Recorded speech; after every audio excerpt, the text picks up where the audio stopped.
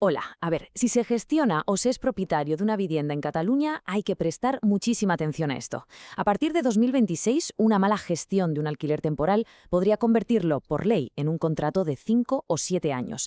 Vamos a analizar a fondo cómo la Ley 11/2025 cambia por completo las reglas del juego y, lo que es más importante, cómo evitar los enormes riesgos que esto conlleva.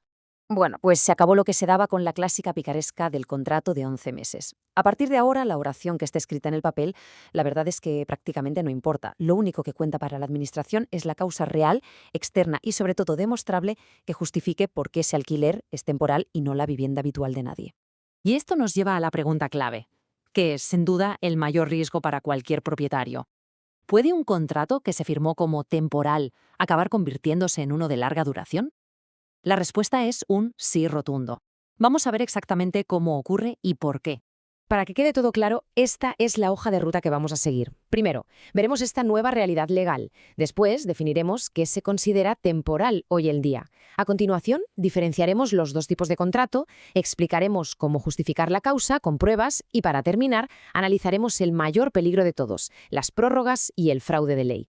Venga, entramos en materia. Desde el 1 de enero de 2026 la ley va mucho más allá de lo que dice el contrato. Ahora se investiga el propósito real del alquiler para decidir si es temporal o si, por el contrario, está encubriendo una necesidad de vivienda permanente.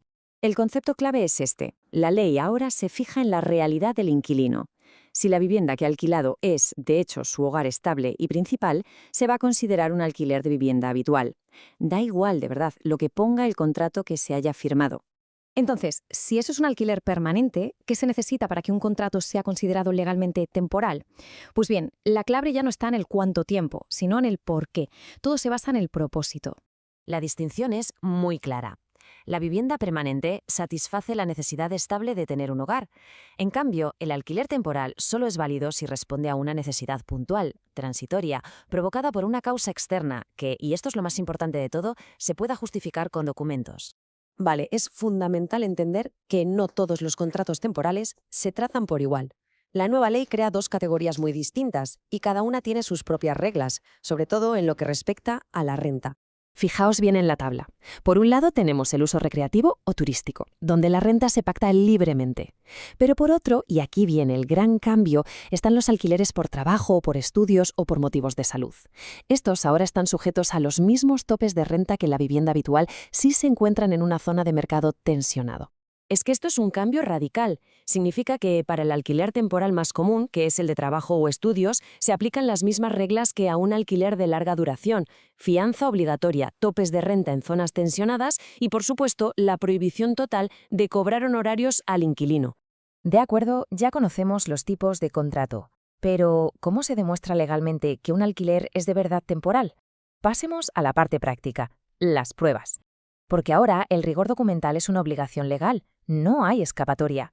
La ley exige tres requisitos que no son negociables. Primero, especificar la causa temporal en el contrato, bien clarita. Segundo, adjuntar las pruebas documentales que la acrediten. Y tercero, hacer constar la dirección de la residencia permanente del inquilino. Si falla uno solo de estos puntos, se invalida la temporalidad. ¿Y de qué tipo de documentos estamos hablando? Pues mira, desde una matrícula de la universidad que indique las fechas del curso, a un contrato de trabajo temporal con una fecha de finalización clara, pasando por un informe médico que justifique esa necesidad de estar cerca de un hospital, una prueba que demuestre cuál es el domicilio permanente de la persona que alquila. Y mucho ojo, porque la ley es tajante. Establece una presunción muy clara. Si esta documentación no se deposita en el incasol junto con la fianza, el contrato se considerará a todos los efectos legales un arrendamiento de vivienda permanente. No hay margen para el error. Así de simple. Y con esto llegamos a la sección final, y para mí la más crítica. Vamos a hablar de las prórrogas y los riesgos de fraude, que es donde nos encontramos las consecuencias más severas de no cumplir con esta nueva normativa. Esto es una advertencia en mayúsculas. Se acabó eso de ir encadenando contratos temporales. Si se prorroga un contrato sin una nueva justificación documental que lo respalde, este se convierte automáticamente en un alquiler de 5 o 7 años. Y lo más grave es que tiene efectos retroactivos, como si hubiera sido un contrato de larga duración desde el primer día. Y para que no quede ninguna duda del objetivo, el espíritu de la ley es perseguir activamente lo que se conoce como simulación de contrato. Es decir, usar la etiqueta de temporal como una simple excusa para esquivar la regulación de los precios. Esto nos lleva a la consecuencia más directa de ignorar estas reglas, las sanciones. ¿Y de qué estamos hablando? Bueno, la cifra máxima es esta, 900.000 euros. Y para que quede claro, no es una multa cualquiera, es la sanción que está prevista para una infracción calificada como muy grave, como lo es, precisamente, simular un contrato de temporada para saltarse ilegalmente los topes de renta en zonas tensionadas. Por lo tanto, el mensaje central de todo este análisis es cristalino. A partir de 2026, la temporalidad de un alquiler no se dice, se demuestra. Tiene que ser real, tiene que ser probable y, por supuesto, tiene que estar documentada de una forma impecable. Así que la pregunta final es inevitable. ¿Con estas nuevas reglas, sigue siendo el alquiler temporal una herramienta útil para situaciones muy concretas o se ha convertido en un riesgo inasumible? La respuesta está en la gestión. Con un rigor absoluto, puede funcionar.